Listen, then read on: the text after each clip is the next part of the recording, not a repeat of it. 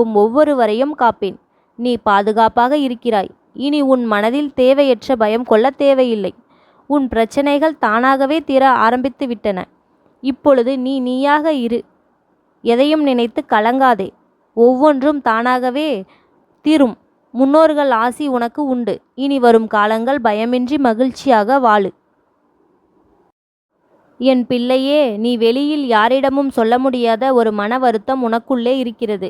வெளியே நீ எவ்வளவு தைரியமாக பேசினாலும் உனக்குள்ளே அந்த வருத்தம் தீராமல் இருக்கிறது. கவலை வேண்டாம். அதனை மாற்றும் சில நிகழ்வுகள் நடக்கிறது. அதிகம் யோசிக்காமல் அந்த விளைவுகளை எதிர்கொள்ளும் தைரியத்தோடு இருக்க வேண்டும்.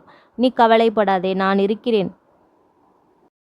உனக்கு 3 முக்கியமான அறிவுரைகளை நான் கூறுகிறேன். முதலில் ஒரு சேமிப்பு தனியாக தொடங்கு. குறைந்த அளவே ஆனாலும் அந்த சேமிப்பில் சேமித்து கொண்டே வா. ஒரு முக்கியமான காரணத்திற்காக அது பயன்பட போகிறது.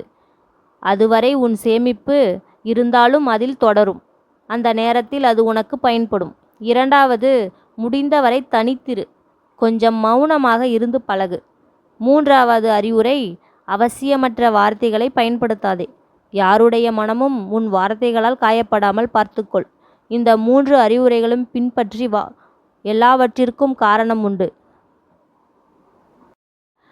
அனைத்தும் நீ திட்டமிட்டபடியே நடக்கும். கடந்த சில நாட்களாக சோர்வை தந்த எண்ணங்கள் மாறி புது உற்சாகம் தோன்றும். கலங்காதே. பிள்ளையே, வாழ்க்கை வாழ வேண்டும். பிரச்சனைகள் வாழ்வின் ஒரு பகுதிதான். அதையே நினைக்காமல் வாழ்வை வாழ வேண்டும். பல அழகான தருணங்களை உங்களுக்காகவும் உன் கூட இருப்பவர்களுக்காகவும் உருவாக்க முடியும். அந்த அழகான தருணங்களை உருவாக்கும் முயற்சி செய்யுங்கள். ஆனால் நீங்கள் மற்றவர்களுக்கு மகிழ்ச்சியை தர முடியும். நான் உங்களுக்கு அருள் வழங்குகிறேன். கவலையின்றி மீண்டும் மகிழ்ச்சி பரவட்டும். என் பிள்ளையே, ஏதோ ஒரு தவறு நடந்துவிடுமோ என்ற அச்சம் உன் மனதில் ஓடிக்கொண்டு இருக்கிறது. நான் சொல்லும் பாதை சரியா அல்லது சிக்கல் வருமா என்ற உன் மனம் யோசிக்கிறது.